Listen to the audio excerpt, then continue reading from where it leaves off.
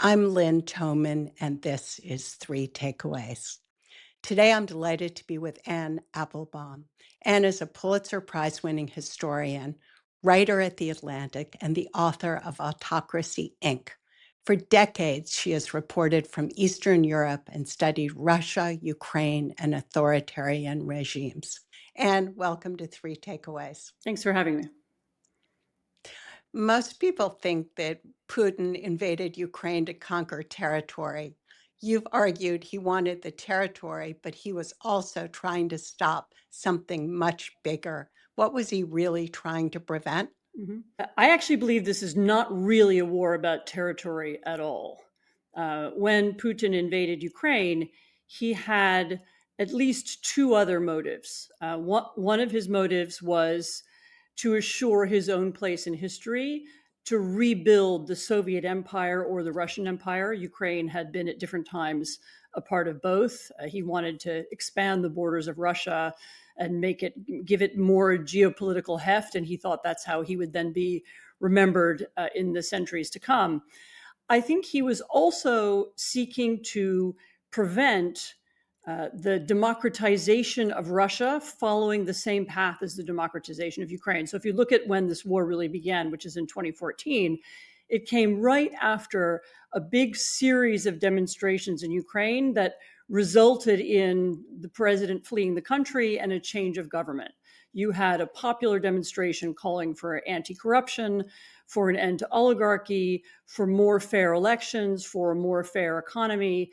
And that led to a really revolutionary change in the nature of the Ukrainian government. This is exactly the kind of revolution that Putin is most afraid of at home. He's somebody who runs a profoundly corrupt political system. He controls the media, he controls the courts, he controls one way or another much of the economy.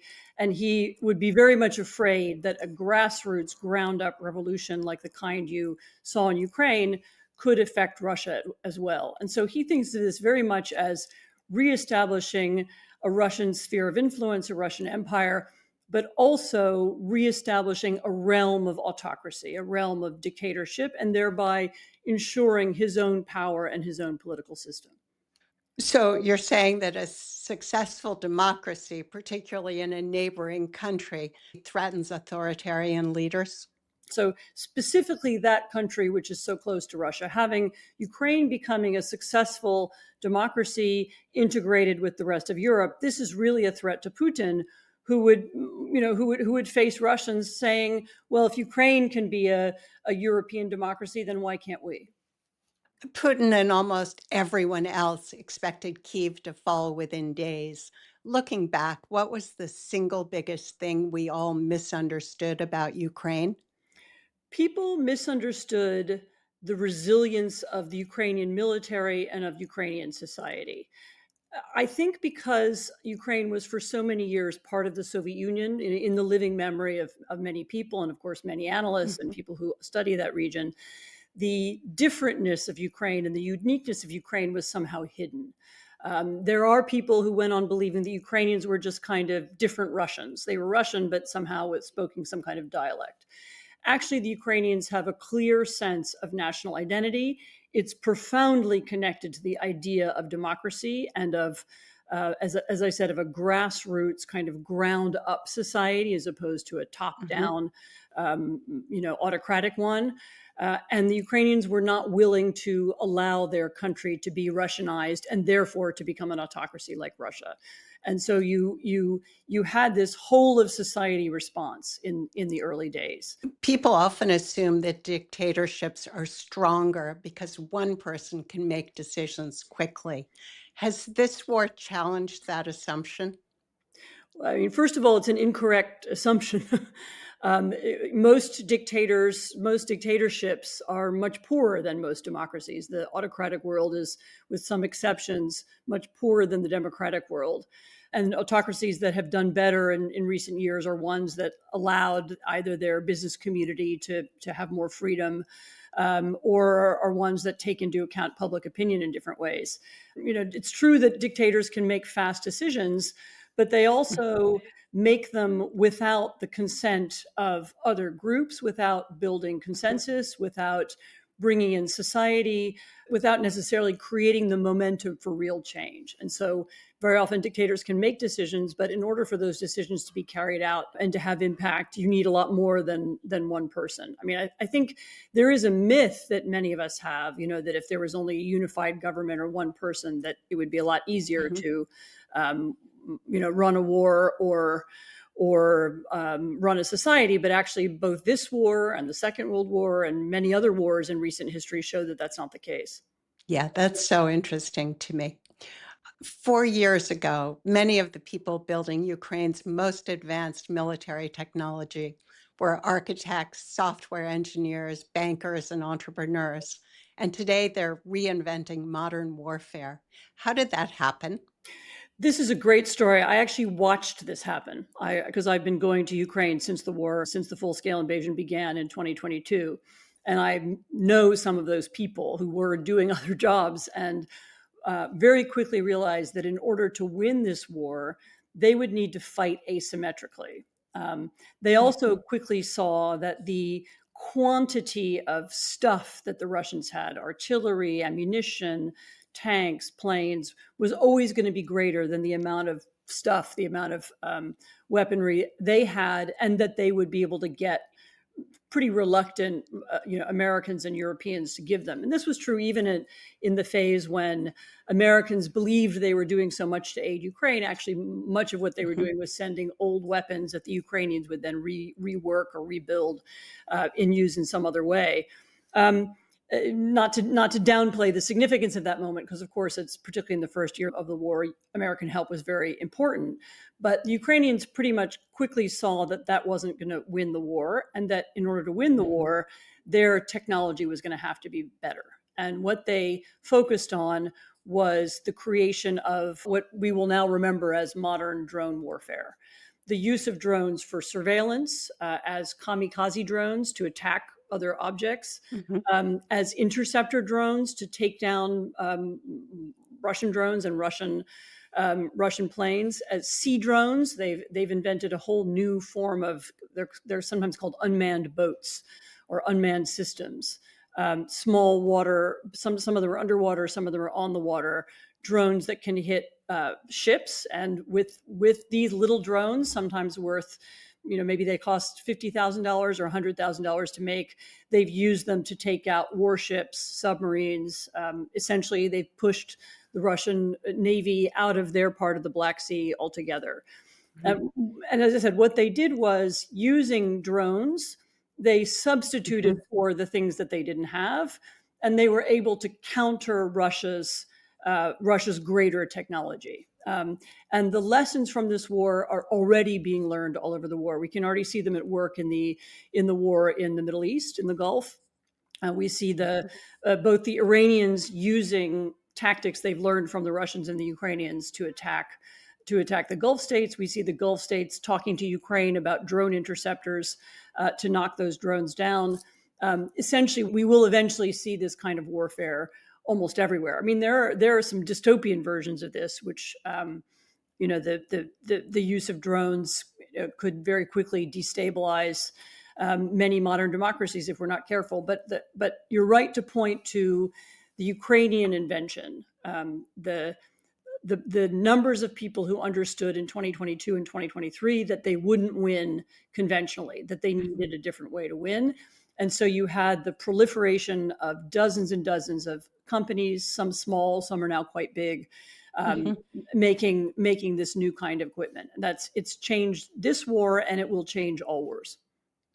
You've met soldiers, entrepreneurs, teachers, and ordinary families throughout Ukraine. Is there one person whose story captures what this war is really about? I don't know that I could point to one person. Um, Maybe I'll mention, you mentioned architects. Maybe I'll mention a woman who was, before the war, was an architect. She had a small company that did casting for big architectural sculptures. She was interested in public monuments. And she had Mm, learned about that, and that's what she was working on. And she's one of the people who, pretty soon after the invasion, asked herself, Mhm. what am I doing here? Am I really Ukrainian? Do I believe in this country? Am I going to stay here? And if I am going to stay here, what can I do? And she began to work together with a couple of people she'd known before the war, and they converted her company into a drone production company. This is now one of the highest tech drone production companies in the country. It makes not just drones, but big drones. I mean, they're the size of small airplanes that can fly quite far. These are the drones that are hitting oil refineries very deep into Russia. Mhm. And they've designed Ukraine's first cruise missiles, and they're in the course of creating Ukraine's first ballistic missiles. And again, she's somebody I've heard her tell this story herself, who didn't take politics that seriously, wasn't especially patriotic, but was so moved by the scale of the invasion and the need to protect the culture that she had taken for granted, that she shifted her career and she remade herself, and she remade this factory into a really cutting edge, pretty extraordinary business. I was in it a few months ago, and it's when you go through it and you can be told at every step of the way, this is a brand new technology. We invented this. We're making our own electricity, our own electricity systems, and we're using Ukrainian manicurists because they're very good at manipulating small wires. Then you have a sense of how much the country has changed and how many different people have been part of that change. That really gives a sense of what's happened in the country. That's a wonderful story. You mentioned a dystopian future with asymmetric warfare. What does that look like? I can't give you a specific vision. I will just tell you that last year I spent some time in Sudan, country very, very different from Ukraine. It's very much off the geopolitical radar right now, but it's a country where you have. I'll be brief for the sake of explanation. Obviously, a very complicated story, but it's a country where Yeah. essentially the political system's collapsed, and you have a civil war. And it's a civil war in which lots of medium-sized outside powers are participating. So you have Saudi Arabia, the United Arab Emirates, Egypt, Turkey, many other countries are involved in supporting different groups inside the country or supplying them with weapons. You have the use of artillery and sort of traditional methods of warfare, and now increasingly you have drones there as well. And when you go to a place like Sudan, you see how in a world where there's no single power, there's no geopolitical structure, how quickly these new, much cheaper methods of warfare could create chaos. If you think Mm. of, the chaos that would be caused in somewhere like New York City if you shut the airport down by sending a few drones over the runways. If you think of the chaos that drones could do in almost in a shopping mall or in any part of the United States or Europe, you can Mhm. see how this much cheaper, much more flexible technology could be used and abused. And that's what I'm thinking of. I don't necessarily think that all of Europe will look like Sudan, but there are examples around the world of places that have been, thanks to the availability of much cheaper weaponry and the use of this kind of technology, have been effectively destroyed. Headlines make wars look like a scoreboard. You've said Russia isn't winning and Ukraine isn't losing. Explain what most of us are missing. I think from the beginning of the war, there has been this assumption all along that Russia would win because Russia is so much larger. And the Russians themselves have had that assumption. And this is, of course, is what Putin has been telling his own people and telling his own security services, that just hold on, we're going to win.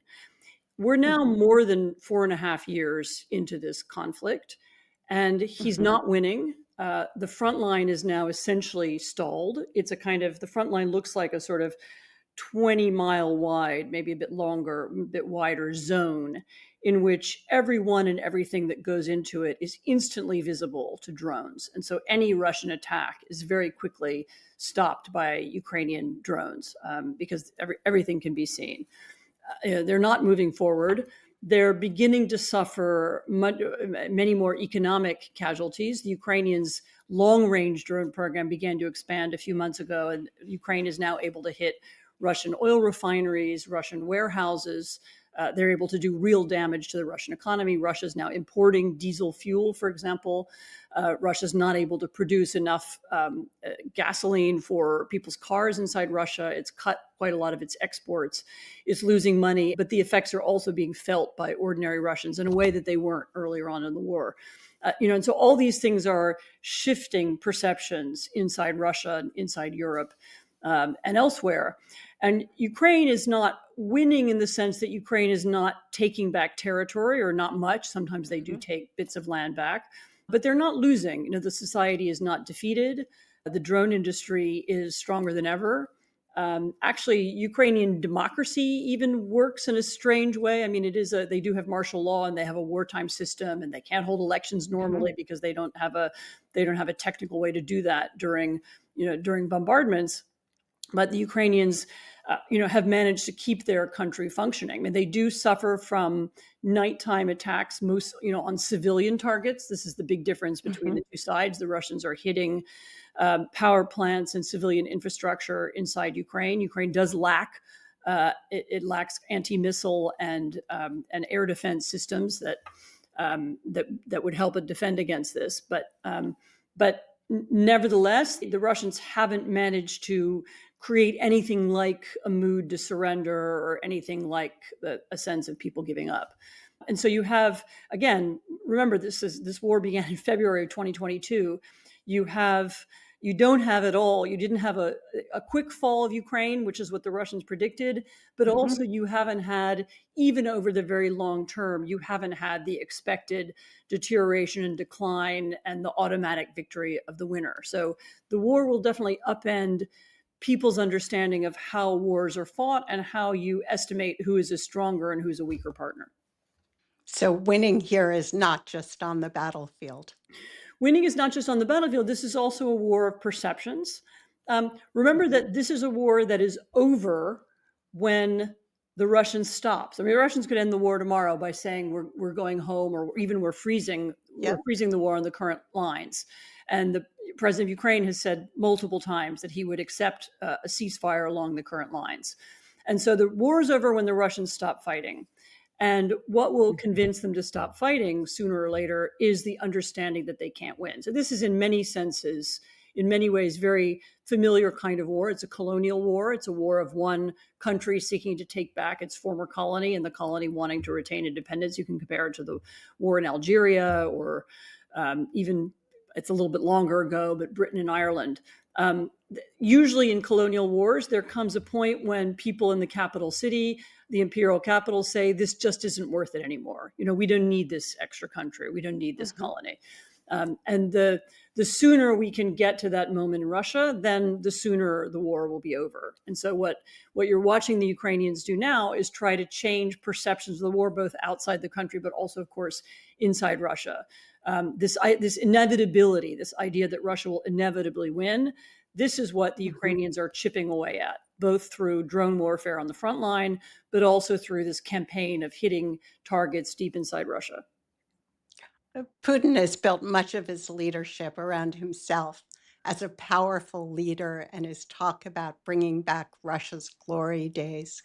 Yet this year, he sought a temporary ceasefire around Victory Day because Ukrainian drones threatened Moscow and his military parade.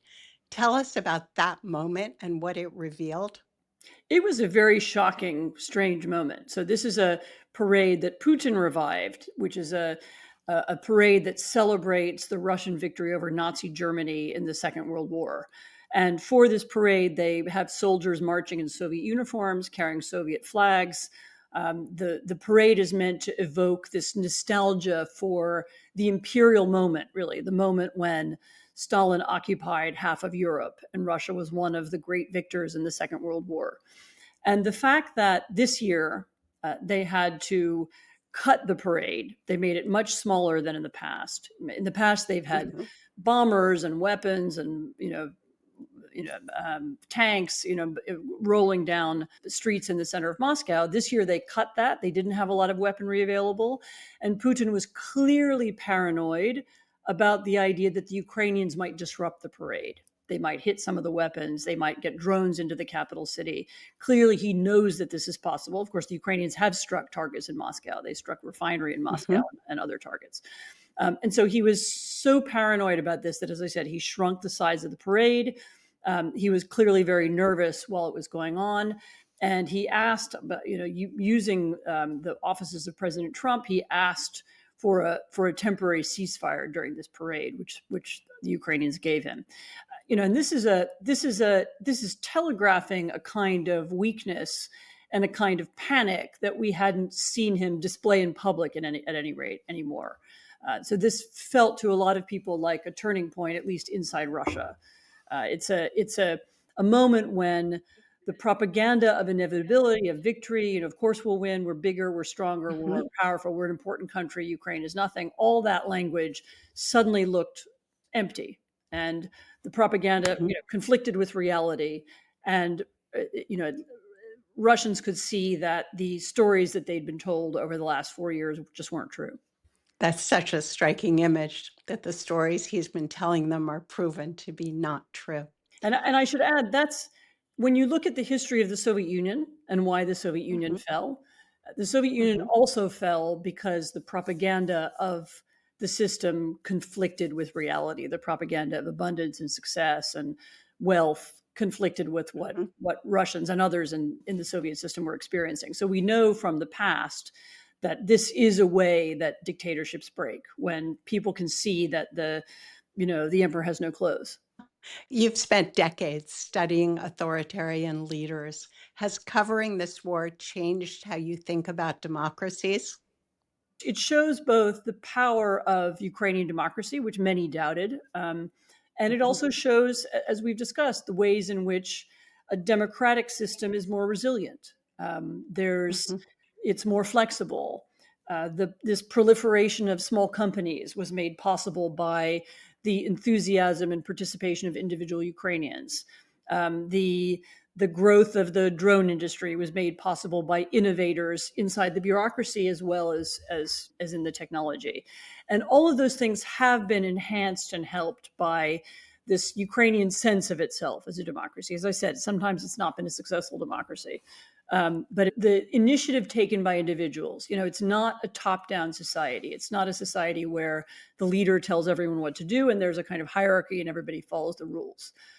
It's a Hmm. society where people take their own initiative. And those societies in the end are much more successful than we usually think. It's a remarkably positive story about democracy.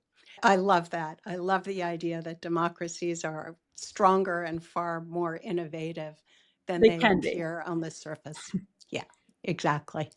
Let's talk about democracies. Most dictators don't overthrow democracy, they win an election first. Why is that one of history's most dangerous patterns? Partly it's dangerous because we don't expect it. So most of us have in our heads the image of I don't know, soldiers goose stepping or a coup d'etat with tanks in the street and, somebody shooting up the presidential palace. And we think that democracies fall that way. What we don't expect is that someone who's legitimately and popularly elected will, Mhm. upon taking office, upon winning power, will use his power, abuse his power to occupy the state, to take over the state, to take over state institutions. And instead of having those institutions serve the country, serve everybody, Mhm. they become institutions that serve him or his entourage or his family or his party. There are nuances depending on how it's done in different places. And because that kind of shift isn't expected, people Mhm. are often not prepared for it. And so when things begin to change, people don't take it seriously. Something happens little by little, and it's like the old metaphor of the boiling frog. The water begins to boil, it doesn't seem that Mhm. hot, and then at a certain point, it becomes too late. And so the danger, as I said, of that system is that which is, as I say, now the most common ways in which democracies fail, is that we don't have antibodies for it. We're expecting dictatorship to look different.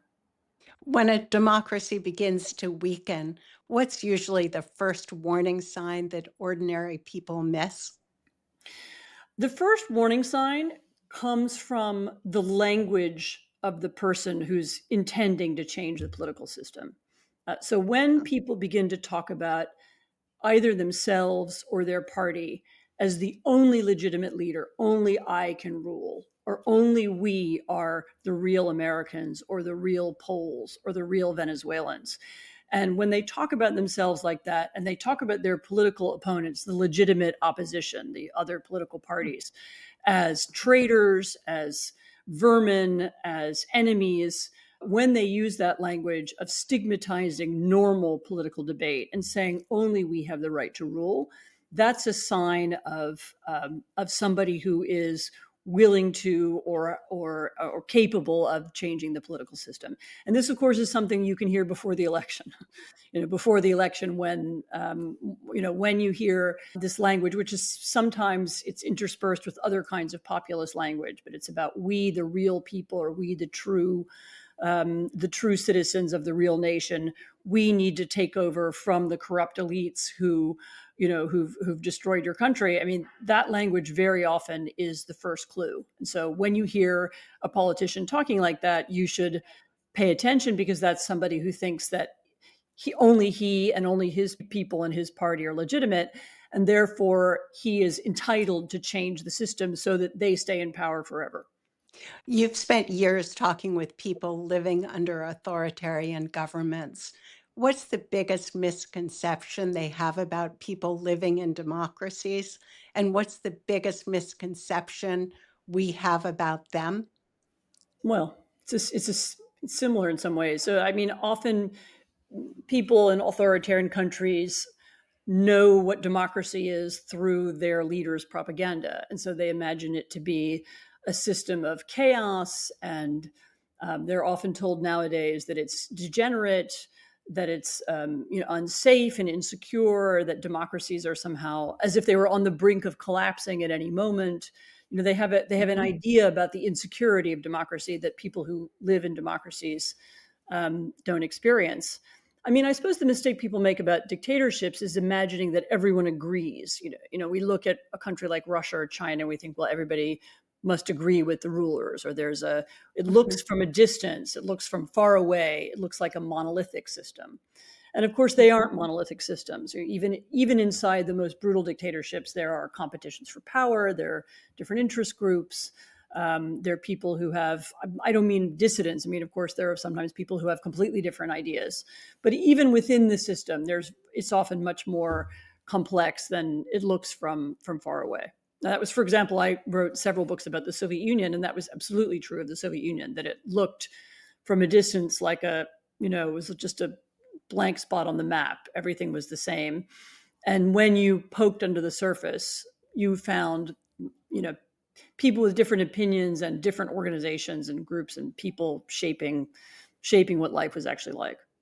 After a country becomes less democratic or even loses its democracy, can countries ever truly get their democracies back? Look, I mean, history is very long. It's cyclical. There are countries that have been democracies, became military dictatorships, became democracies again. The possibility of change is always there. So it's Mhm. not as if you reach a certain level of X or Y and you're in one system or another system and then it can't be Mhm. changed. It's interesting actually because there was a theory, a sort of political science theory, in the that arose after the Second World War that argued that countries of a certain economic level and Mhm. with a certain level of education, who had certain number of free elections, were then going to remain democracies forever. And of course, this turns out to be not true. This was also a mistake of inevitability. The idea that democracy is somehow inevitable, that we don't really have to do anything Mhm. in particular in order to keep it going. This became popular. As I said, there was a academic justification for it, but I think there was also a popular sense of it. That it's not something we have to worry about because there will always be politicians doing democracy, and the rest of us can get on with building houses or painting paintings or whatever it is that we do, and we're not going to have to worry about it.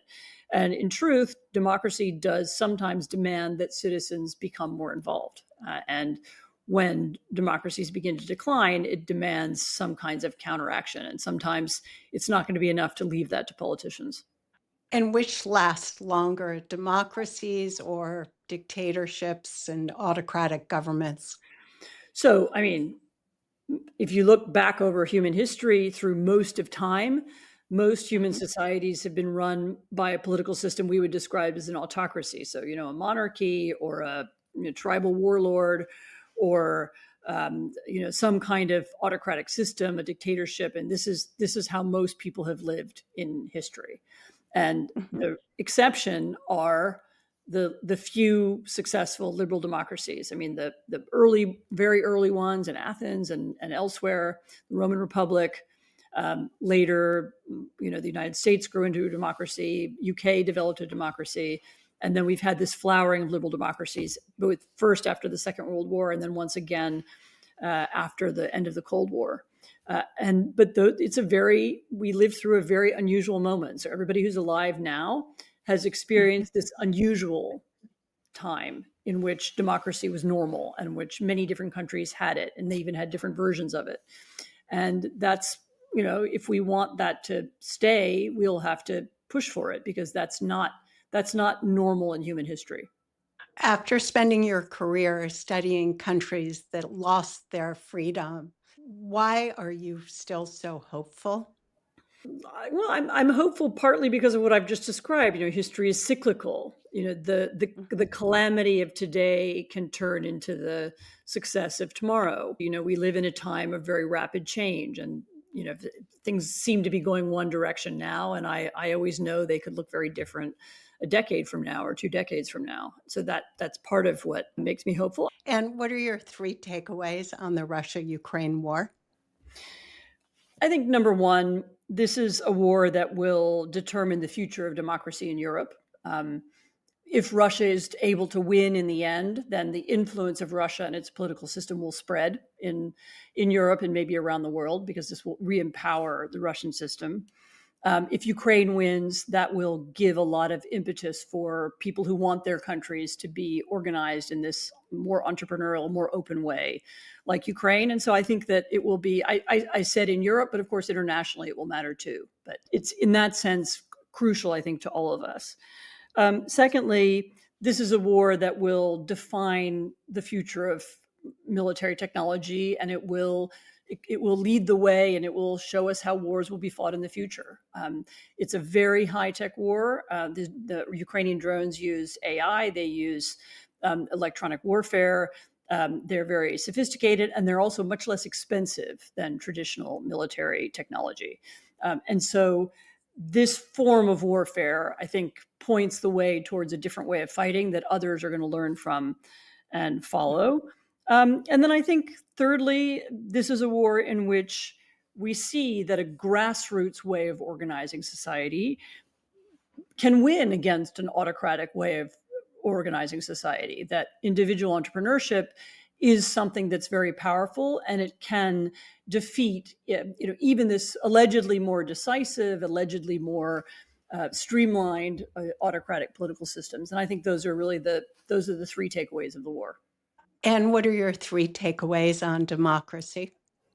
Well, first of all, as we've discussed, democracies don't die because of coups. They don't die because of military attacks. They much more often nowadays die because somebody wins a legitimate election, takes over the state, and then begins to change the rules so that he never loses again. And that's understanding that and anticipating that is important to everyone. I think the second important takeaway is modern authoritarian propaganda doesn't look like the authoritarian propaganda of the past. It's not like in the Soviet Union, ladies driving tractor mills and this propaganda of, you know, big harvests and economic success. Nowadays, modern autocratic propaganda is often designed to create nihilism. It's designed to make you feel like you can't do anything, like you're helpless, and you might as well stay at home. Designed to use repetitive lies, constant lies over and over and over again. These are, when you hear them, when you understand that you're hearing contradictory information all the time and you can't figure out what's true, then for many people, that's an indication they should just stay home. They should give up. And that's actually how authoritarian propaganda works, certainly in a place like Russia. It's not so much that Putin is talking all the time about how great he is. He's talking also about how terrible everybody else is. He's offering completely different interpretations of events at different times. People become confused. They say, I don't want anything to do with it. I think also, thirdly, modern dictatorships are not necessarily ideological.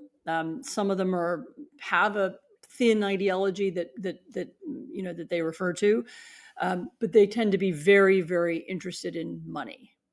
And most modern autocracies are really kleptocracies. So they're political systems in which people have broken the rules. They suppress the journalism.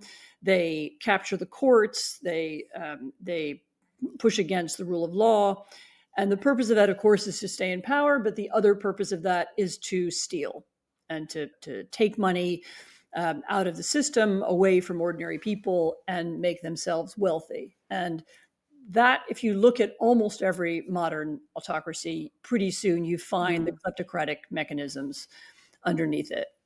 Or if you look at any declining democracy, you will see that the new leaders are getting wealthy very quickly. And that is one of the signs that your democracy is declining.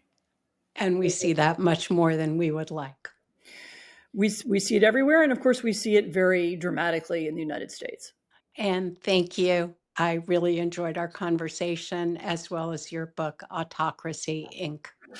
Thank you.